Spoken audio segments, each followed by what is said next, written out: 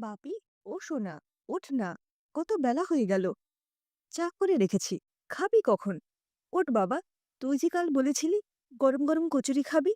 বাবা কখন বাজারে বেরিয়ে গেছে আনতে। ওই এলো বলে। উঠে পড়ে এবার। ও হো মা, এর থেকে আমার হোস্টেলই ভালো। একটু শান্তিতে ঘুমোতে পারি অন্তত। বাড়ি এলেই শুরু হয়ে যায় বাপি আর বাপি। মাথা খারাপ হয়ে যাচ্ছে একদম। ছেলের ধমকানিতে চুপ করে যায় সীমা। ওদিক থেকে হাঁক মারে বিমল। কই গো, একবার নিচে এসো না। অনেকগুলো ব্যাগ হয়ে গেছে। আমি আর পাচ্ছি না। আসছি আসছি, দাঁড়াও ওখানে। বাপি উঠেছে। রাজুর দোকান থেকে একদম গরম কচুরি এনেছে ওর জন্য, সাথে গরম জিলিপিও। সংক্ষেপে না বলে সীমা ব্যাগ দুটো নিয়ে উঠে পড়ল দোতলায়। বাবা মায়ের ডাকাডাকিতে উঠতেই হয় একরাশ বিরক্তি নিয়ে শঙ্খকে। ভালো নাম শঙ্খ শুভ্র। অনেক আদর করে নাম রেখেছিলেন বিমল। বিয়ের ৮ বছর বাদে কত ঠাকুর দেবতা ধরে ওই সন্তান মানে ওদের শিবরাত্রির সলতে। শঙ্খ বেশ কয়েক বছর বাইরে আছে। এটা ওটা অনেক কিছু ট্রাই করে এখন প্রাইভেটে একটা চাকরি করে। মাইনে তেমন কিছু নয়, তবে ওর অনেক উচ্চাশা।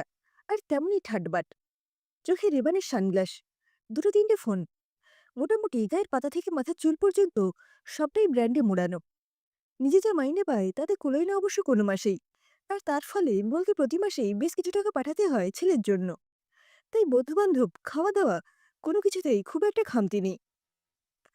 মা, শোনো, আমাদের দোতলাটা এবার একটু রেনোভেট করো। আমার সব বড় বড় বন্ধু-বান্ধব, অনেকেই বাড়িতে আসতে চায়।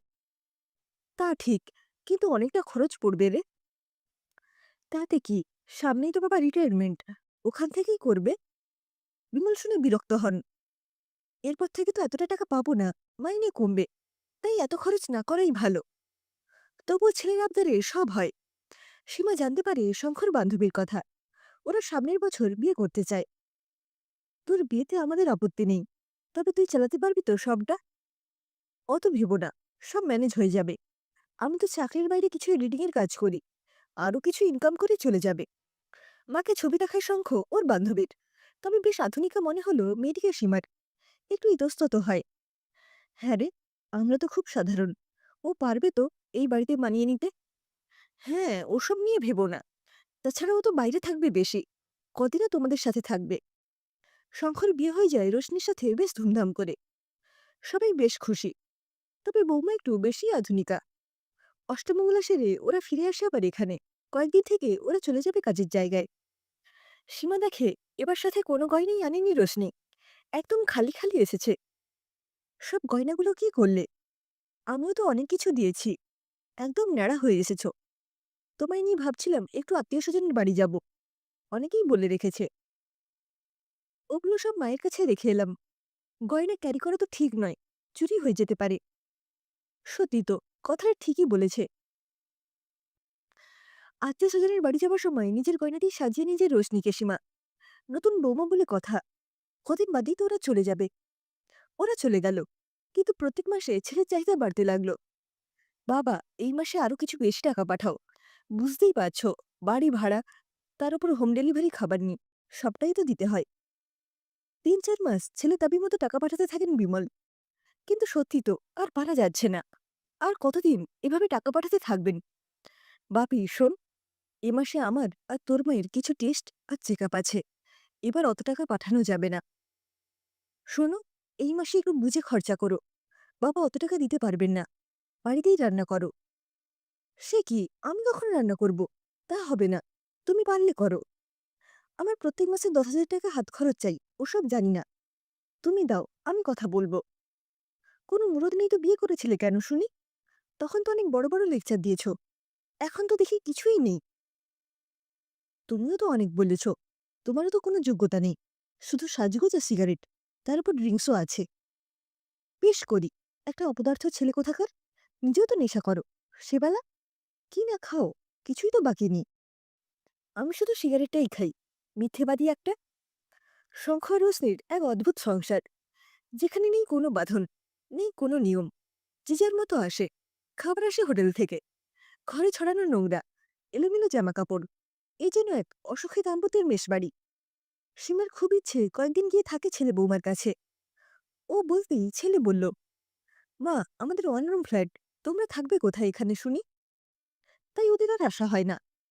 দিন দিন ওদের চাহিদা বাড়তেই থাকলো। শঙ্খেরও খুব অসুবিধে। ওর হাত খরচ কমেছে, কারণ রোশনির চাহিদা মেটাতেই অনেক খরচ হয়ে যায়। চলে মন কষাকষি আর ঝগড়াঝাটি। কোনোদিন হয়তো সেই নিয়ে গলা আরো বেশি উঁচু হয়। আর তারপরই শঙ্খের ঘুমের ওষুধ খেয়ে পাশ ফিরে ঘুম, আর রোশনির সিগারেটে টান দিয়ে মনের জ্বালা মেটানো। হঠাৎই শঙ্খ, মানে সীমার আদরের বাপি, বাড়ি চলে এলো। কি রে বাপি, তুই একা? বৌমা এলো না? না মা, ওর তো ওখানে কাজ আছে, তাই পরে আসবে। আমি এলাম, কদিন ছুটি নিয়েছি। ছেলে রকম সকম একদম ভালো লাগে না ওদের। এ কি, সারাদিনই প্রায় ঘুমোতে চায়, ফেরার নামও করছে না। এই শোনো, আমি রোশনির সাথে কথা বলবো। সীমা বিমলকে ফোন করতেই হয় না, তার আগেই রোশনির ফোন আসে।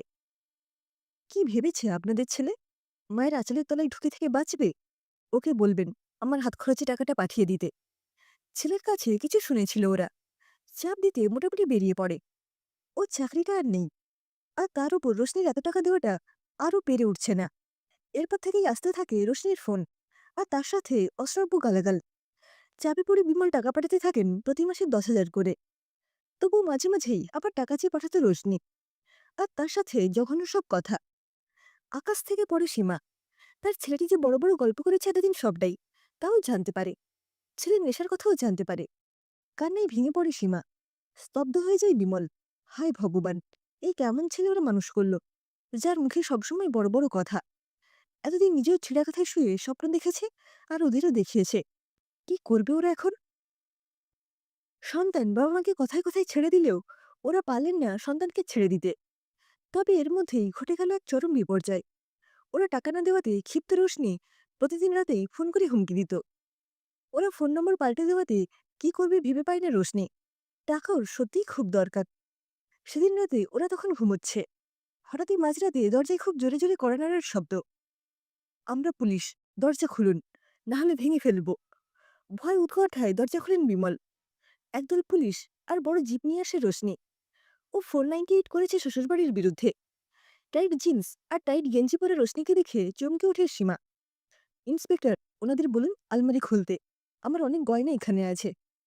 বলে ওঠে সীমা, না, ওর কোনো গয়না এখানে নেই, ওগুলো আমার গয়না, বিশ্বাস করুন।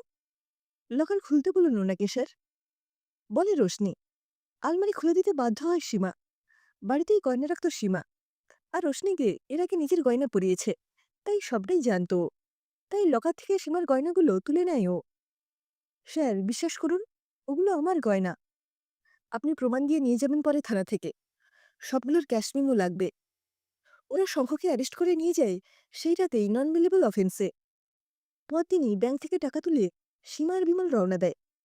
হে ভগবান, কার পাপে কে শাস্তি পাচ্ছে? অথচ কি করে ফেলবো ছেলেটাকে? সত্যি, ছেলেকে ফেলতে পারেন না ওরা। লড়াই চলতে থাকে, সর্বশান্ত হয়ে যায় ওরা। ফেরত পায় না গয়না। অসুস্থ হয়ে পড়ে সীমা। চোখের জল ফেলে ফেলে চোখ দুটো অন্ধ হওয়ার জোগাড়। 2 বছর লড়াই করে ডিভোর্সটা হয়ে যায় ওদের। তবে বিমলের গচ্ছিত টাকায় সবটাই চলে যায়। সীমা ফেরত পায় না ওর গয়নাগুলো। ওর বিয়ের সময়ের গয়নার ক্যাশ মেমো কোথায় পাবে? অনেকদিন বাদে হয়তো নিশ্চিন্ত জীবন, কিন্তু না, তা হয় না। শঙ্খ ডুবে যায় নেশায় আর মানসিক অবসাদে। হয়ে ওঠে খুব হিংস্র। ভয়ে দরজা বন্ধ করে রাতে শোয় ওরা। বাধ্য হয়ে ওকে অ্যাসাইলামে দেয় ওরা। আর কোনো উপায় ছিল না। এর মাঝেই সীমা ধরা পড়ে ক্যান্সার। নড়ে যায় বাড়ির স্তম্ভটা। রাতে দাঁত চেপে লড়াই করতে থাকে বিমল। সীমাও বাঁচতে চায় বিমলের জন্য। সারা জীবন মানুষটা মার খেয়েছে। ও চলে গেলে কে দেখবে মানুষটাকে? মাঝে 4টে বছর সীমা চোখে চোখ রেখে লড়াই করতে থাকে বিমল। বাড়ি প্রায় অচল। শঙ্খ এখন কিছুটা ভালো আছে। একটা চাকরি পেয়েছে, যদিও ছোটখাটো তবে পার্মানেন্ট। এক চিলতে আলো দেখে সীমা। মা, একটা কথা বলবো? আমি এবার বিয়ে করতে চাই। আবার বিয়ে? অস্বস্তিতে পড়লেও তারা অমত করলেন না। সীমার হাতে দিন গোনা সময়। সংসারের হাল ধরতে কেউ এলে আসুক, যদি ছেলেটা ভালো থাকে। এবার খুব সাধারণ ঘরের মেয়ের খোঁজ আসে। শঙ্খ হ্যাঁ করাতে ওরা আর আপত্তি করে না। তবে সীমার ভাগ্যে বোধহয় আর সুখ নেই। অতিরিক্ত স্নেহ আর প্রশ্রয় শঙ্খকে করেছে মাত্রাছাড়া আত্মসুখী। কোনো সহানুভূতি ওরা পায় না ছেলের কাছ থেকে। বিমলের আজকাল হাঁটতে খুব কষ্ট হয়। বয়স তো কম হলো না, তবুও সারা সংসারের দায়িত্ব তাকেই নিতে হয়। ওদের নতুন বৌমা প্রতিমা ভালো ব্যবহার করে না ওদের সাথে। শঙ্খর উপর জমে থাকা রাগটা সবসময় উসুল করে শ্বশুর শাশুড়ির ওপর। অথচ একটা সময় সব জেনেও এসেছিল এই বাড়িতে। একদম গরিব ঘর থেকেই মেয়ে এনেছিল ওরা। তবুও হয়তো সুখের ভাগ্য সবার থাকে না। তাই সীমাকে এখনো চোখের জল ফেলতে হয় বৌমার খারাপ ব্যবহারে। ইমল তরকারি কাটা থেকে অন্য সব কাজ করেও একটু ভালো কথা শুনতে পায় না। সীমার শরীর খারাপ হতে লাগলো আরো বেশি। তবে এর মাঝেও একটা ভালো খবর পাওয়া গেল। প্রতিমা মা হতে চলেছে। শঙ্খ যেন কিছুতেই খুশি নয়। ওর অত্যন্ত উচ্চাকাঙ্ক্ষা ওকে পুড়িয়ে শেষ করে দেয়। এমন জীবন তো ও চায়নি। একটা সাধারণ চাকরি আর সাধারণ বউ। শঙ্খের অবসাদ বাড়তে থাকে। অথচ একসময় নিজেই বিয়ে করতে চেয়েছিল। প্রতিমার ছেলে হলো। অনেক দুঃখ আর মৃত্যু যন্ত্রণার মাঝেও নাতির মুখ দেখে একচিলতে সুখ পেল সীমা। প্রতিমাকে বলল, ওকে স্নেহের সাথে সাথে শাসনও করো বৌমা। আমরা বাবাকে তো কিছুই করিনি, শুধু আদর দিয়ে গেছি। মুখ বাঁকায় প্রতিমা। নিজের ছেলের ভবিষ্যতের সাথে সাথে আমার জীবনটাও নষ্ট করেছেন। সীমার চোখ দিয়ে জল গড়িয়ে পড়ে। 2 মাসের মধ্যে চলে যায় সীমা। বিমল আজও পাপের প্রায়শ্চিত্ত করে চলেছে। শঙ্খকে এখনো শোধরাতে পারেনি। নীরবে অসহায়ের মতো সহ্য করে ওর উপদ্রব। আজ বর্ণপরিচয়ে রাখাল আর গোপালের গল্প বড় বেশি মনে পড়ে। সময় শাসন করলে এই দিন তাকে দেখতে হতো না। সন্তানকে স্নেহ দেওয়ার পাশাপাশি প্রয়োজনে তাকে কঠোর শাসন করাও বাবা মায়ের কর্তব্যের মধ্যে পড়ে। এ কথা কেন যে বোঝেননি